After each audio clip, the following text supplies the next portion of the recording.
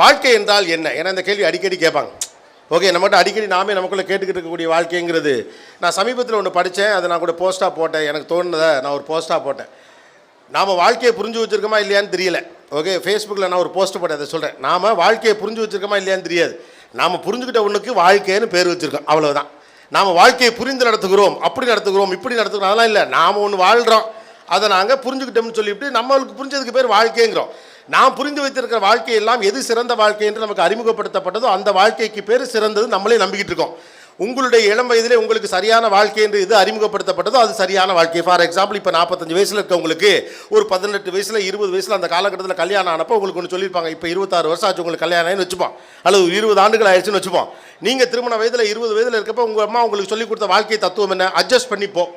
ஆம்பளை முன்ன பின்ன இருந்தாலும் வீட்டோட பொம்பளை பொறுப்பாக இல்லைன்னா அந்த குடும்பம் விளங்காமல் போயிடும். எதுவாக இருந்தாலும் நீயே விட்டு கொடுத்துட்டு போ. இதை பழகிட்டு என்ன ஆகிப்போச்சு? விட்டு கொடுத்து பார்த்தீங்க முதல்ல, இல்லையா? வாழ்க்கையுடைய மிகச்சிறந்த விஷயம் குணம் என்ன? விட்டு கொடுத்தல். ஆமாவா இல்லையா?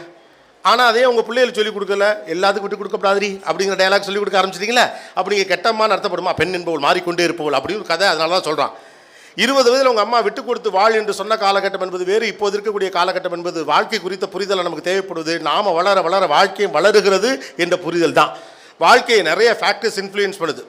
விருதுநகர் அல்லது இந்த மாதிரியான ஒரு ஊரில் உங்களை என்னென்ன இன்ஃப்ளூயன்ஷியல் விஷயங்கள் ஃபேக்டர்ஸ்லாம் இருந்துச்சோ இன்றைக்கி அதை விட 100 மடங்கு அதிகமான விஷயங்கள் அவங்களை இன்ஃப்ளூயன்ஸ் பண்ணுது. அப்போ வாழ்க்கை குறித்து காலம் மாற மாற வெவ்வேறு விதமான புரிதல்கள் இருக்கிறது. அடுத்தவர்களை நீ கவனித்துக் கொள்ள வேண்டும், உன்னுடைய குடும்பத்துடைய நபர்களை கவனித்துக் கொள்ள வேண்டும். ஊரில் இருக்கவே ஒரு வார்த்தை குறை சொல்லிடக்கூடாது, மற்றவங்க மெச்சுற மாதிரி வாழணும். இது சிறந்த வாழ்க்கையா இல்லையா? என்னை கேட்டால் இதெல்லாம் சிறந்த வாழ்க்கை. நான் புரிஞ்சுக்கிட்ட பார்வையில் நம்முடைய வாழ்க்கை முழுக்க அடுத்தவன் மெச்சனுங்கிறதுக்காக போராடுறதுலே போயிடுது. கடைசி வரைக்கும் நான் சந்தோஷமாக இருந்தனா இல்லையானே தெரியல. ஊருக்கு நிரூபிப்பதற்காக நான் எடுத்துக்கொண்ட வாழ்க்கையில் பயணம் முழுக்க சுமையாக இருக்கிறது. என் வாழ்க்கையை நான் கடைசியில் வாழலை. என்னை அசிங்கமாக பேசுகிறவனா, அவமானப்படுத்துனவனா, காண்டு ஏற்றினவனா, கடுப்பு ஏற்றினவனா 10 வருஷம் போராடி கஷ்டப்பட்டு உழைச்சி காசு பணம் பண்ணி அவன் வீட்டுக்கு முன்னால் ஒரு காரை நிறுத்தினவனே அம்மா அப்படின்னு இருக்குது. ரைட்டு, அவன் தோத்துட்டான். நாம் ஜெயிச்சிட்டோமான்னு ஒரு கேள்வி இருக்குது. இந்த ஒத்த காரை வீட்டு வாசலில் முன்னால் நிறுத்தி 10 வருஷத்துக்கு முன்னால் நம்மளை தப்பாக பேசினவன்ட்ட ப்ரூவ் பண்ணுறதுக்காண்டி 10 ஆண்டுகள் நாம் வாழவே இல்லை என்ற உண்மை எப்போது புரிகிறதோ அப்போது வாழ்க்கை புரியும். அவ்வளவுதான் இந்த வாழ்க்கை நமக்கானது. we most of the time concentrate and focus on other people. அடுத்தவர்கள் மீது அதிகமான ஃபோக்கஸ் பண்ணுறோம். அதுதான் நம்ம வாழ்வின் சிக்கல். வீட்டில் இருக்கக்கூடிய மற்றவர்கள் மீது ஃபோக்கஸ், அது பேர் அக்கறை என்று ஒரு பெயர் வைத்திருக்கிறோம். அம்மாக்களின் அக்கறை, அப்பாக்களின் அக்கறை, சொந்தக்காரர்களின் அக்கறை, பூரா பயலுக்கு அக்கறை தான். 10ஆம் கிளாஸில் ஃபெயிலானவங்களாம் நம்ம 10ஆம் கிளாஸ் எழுதில் என்ன பாடுபடுத்துவானுங்க. ஐயோயோ, நாங்கள்லாம் அந்த காலத்தில் அத்தோடு நிறுத்திடுவாங்க. பார்த்துருக்கீங்களா இல்லையா? ஏன்னா அதுக்கப்புறம் அந்த சர்டிஃபிகேட் எடுத்து பார்த்தா தெரிஞ்சிடும் அந்த பையன் என்ன ஆச்சுன்னு. ஹிஸ்ட்ரி ஜாக்கிர பிள்ளைலாம் ஃபெயில் ஆயிருப்பாப்ல. ரைட்டு தானே? அப்போ எல்லோரும் அடுத்தவர் மீது ஃபோக்கஸ் பண்ணுறோம். ஐயோ, பிள்ளைகள் நன்றாக படிக்க வேண்டிய மேல் ஃபோக்கஸ் பண்ணுறோம். அப்போ எல்லார் மீது நம்ம ஃபோக்கஸ் பண்ணுறோம். We never focus on our self. அப்போ 2 இதில் தப்பு நடந்த போது வாழ்க்கையில் நம்ம மேலே நம்ம ஃபோக்கஸ் பண்ணாமல் இருக்கப்போ நடக்கக்கூடிய 2 சிக்கல் என்னென்னா, ஒன்று நம்முடைய நிறைகளை வளர்த்து கொள்ள முடியவில்லை, குறைகளை களைய முடிவதில்லை. வீட்டிலே அதிகாரமிக்க மனிதர் எல்லோர் மீது ஃபோக்கஸ் பண்ணுகிறார். நீ இப்படி இருக்கணும், அப்படி இருக்கணும் அப்பா சொல்கிறார், அம்மா சொல்கிறாங்க. ஆனால் என்னைக்காவது உங்களுடைய தவறு என்னவென்று என்றைக்காவது யோசிச்சிருக்கீங்களா? அம்மா நான் சொன்னால் நீ புரிஞ்சுக்க மாட்டேங்கிறேன்னு சொல்கிறப்ப நான் சொல்கிறத கேளு அப்படின்னு நம்ம சொல்ல முயற்சி பண்ணுறதுக்கான காரணம் நம்ம அடுத்தவங்க மேலே ஃபோக்கஸ் பண்ணுறோம். பிள்ளைக்கு சிக்கல் இல்லாத ஒரு வாழ்க்கையை உருவாக்கி தந்துவிட வேண்டும் என்ற பெரும் போராட்டத்தில் கடைசி வரை பிள்ளையும் மகிழ்ச்சியாக இல்லை, நீங்களும் மகிழ்ச்சியாக இல்லை. அவனுக்கு ஒரு நல்ல வாழ்க்கையை அமைச்சு கொடுத்ததுனால அவன் மகிழ்ச்சியாக இருப்பான், அவன் மகிழ்ச்சியாக இருப்பான். நீங்கள் நம்புறீங்க பாருங்களேன், உலகத்திலே பைத்தியக்காரத்தனம் அதுதான். அவன் வாழ்க்கையை அவன் வாழ அனுமதிப்பதற்கு பேர் தான் வாழ்க்கை. இங்கே எல்லாரும் ஃபோக்கஸ்டாக பத்திரமா அடுத்தவனை ஃபோக்கஸ் பண்ணுறோம். நான் ரீசெண்டாக ஒரு வீடியோ ஒன்று பார்த்தேன். அதில் ஒரு ஆங்கிலத்தில் சொல்லப்பட்ட ஒரு விஷயம், அதை நான் எழுதிட்டு வந்தேன், நல்லா இருந்துச்சு. அது நம்ம என்ன பண்ணுறோம், பிள்ளைகள் கஷ்டப்படாத ஒரு வாழ்க்கையை அவங்களுக்கு உருவாக்கி கொடுக்க பார்க்குறோம். ஒரு தந்தையுடைய மிகச்சிறந்த லட்சியமாக எது அமைந்திருக்கிறது? எதிர்காலத்தில் பிள்ளைகள் எந்த சிரமம் படாத ஒரு வாழ்க்கை அவர்களுக்கு உருவாக்கி கொடுத்து விட வேண்டும் என்று பிள்ளைகளை வளர்க்க பார்க்குறோம் இல்லையா? அதுக்காக நம்ம குழந்தைகள் பிறப்பதை கூட பெரிய அளவுக்கு குறைச்சிக்கிட்டோம். எப்பா இன்றைக்கி இருக்கக்கூடிய பொருளாதாரத்தில் 2 பிள்ளை பெற்று வளர்க்குறதே கஷ்டமாக இருக்குது, ஒத்த பிள்ளையே போதும், அதுக்கு நல்லது கெட்டு செஞ்சுட்டா போதும்பா, இன்றைக்கி அதுவே பெரிய சாதனைங்கிற அளவுக்கு நமக்கு செலவுகள் அதிகமாயிருக்கு. இருந்தாலும் நம்ம என்ன பண்ண பார்க்குறோம், we are trying to give the best to them. ஆனால் என்ன நடக்குதுன்னு கவனிச்சிருக்கீங்களா? ஒரு காலகட்டத்தில் நீங்களே நம்ம வீடுகளே கவனிச்சு பாருங்களேன், 3 தலைமுறை வாழ்க்கைன்னு ஒன்று இருக்குது. நம்ம தாத்தா கோடீஸ்வரராக இருப்பார். இங்கே இருக்க யாரை கூப்பிட்டு கேட்டாலும் தாத்தா கதை ஒன்று வச்சுருப்பாங்க. பெரும்பாலும் அந்த காலத்தில் எங்கள் தாத்தாலாம் பார்த்தீங்கன்னா கார் வச்சுருந்தாராம்.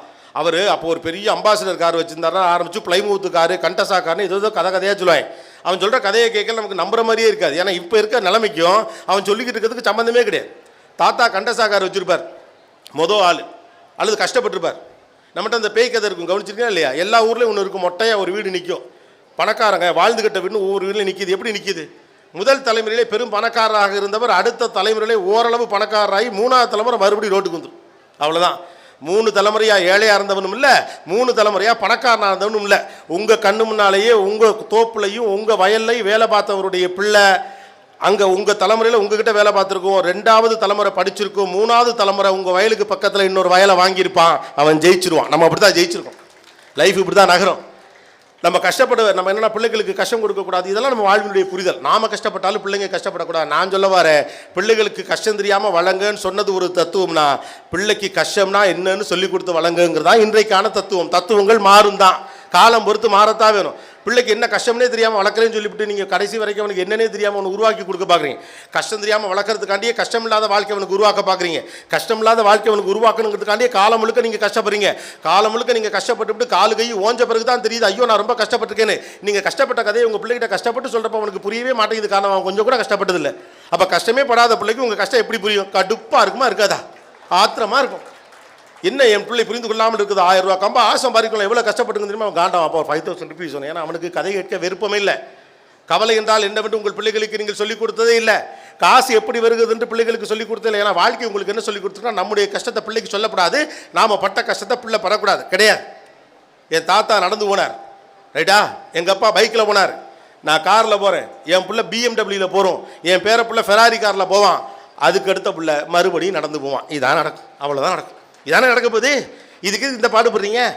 நடந்து போன மனிதன் தன் கஷ்டத்தை உணர்கிறான். கஷ்டத்தை உணர்கிறவனுடைய டஃப் டைம்ஸ் அவனுக்கு பெஸ்ட் ரூட்ஸை கிரியேட் பண்ணி தருது. வாழ்க்கையில் சிரமப்படுகிற போது நல்ல வழி எது என்று தேடி கண்டுபிடிக்க வேண்டிய மனசு அவனுக்கு வாய்க்கிறது, அவளுக்கு வாய்க்கிறது. அவங்க என்ன பண்ணுறாங்க, அதை தான் ஒரு வார்த்தையில் சொல்கிறாரு, tough times make strong man. ஒரு குழந்தையோ அல்லது உங்களுடைய நீங்களோ கூட ஒரு டஃப் டைமில் தான் ஸ்ட்ராங்கான மனிதர் ஆவீங்க. எல்லா சௌகரியமும் இருக்கிறப்ப எவனும் பெருசாக ஸ்ட்ராங்காலாம் இருக்க மாட்டான். ரைட்டா? இன்னைக்கு இப்போ இந்த இடத்துல ஒரு செட் போட்டு பக்காவாக நடக்குது. இப்போ மழை பெஞ்சா என்ன செய்யணுங்கிறதுக்கு பிளான் பி வச்சிருப்பாரு உங்கள் கலெக்டர், இல்லையா? ஏன்னா அது மாதிரி ஒரு 10 அக்கேஷனை பார்த்துருப்பார். அவர் மனசுக்குள்ளாட்டி மழைகளை பெஞ்சு தொலைய வேண்டாம்.